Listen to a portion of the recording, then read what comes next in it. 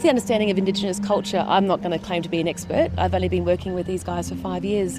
But I have learned so much through them and about them, and without that understanding, we can't help them succeed, because our model of success is so different to theirs. And without the understanding of the shame culture, what's too hard, getting up in front, speaking in front of people, that's incredibly difficult.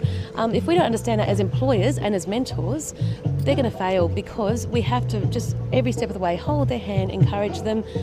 Also with cultural differences, with business that need extra leave for, employers need to understand all of that, so the employer doesn't get frustrated and the employee gets burnt out and discouraged through that too. So I think the more that we can do to culturally prepare jobs and employment agencies, the better these guys will have a chance of success.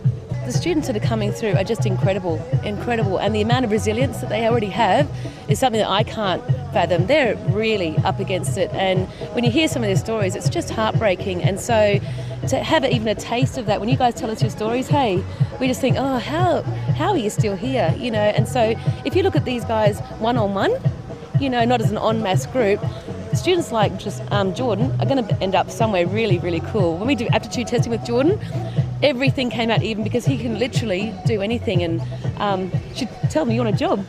Yeah. Do you think, Jordan, that because you've had an education now, do you think that's going to make a difference in your community? You going to take that back home with you? Yeah. And do you think when you're a dad, are you going to make your kids go to school? Yeah, every day. That's the spirit.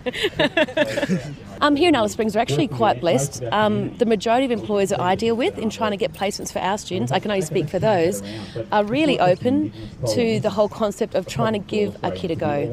I think we'd be stupid if we didn't embrace that, because these guys all want work.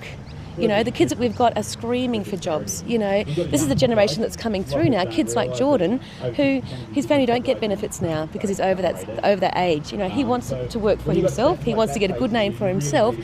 And for any student that wants that, there is a pathway for them. And we are really, really blessed to have that here in Alice.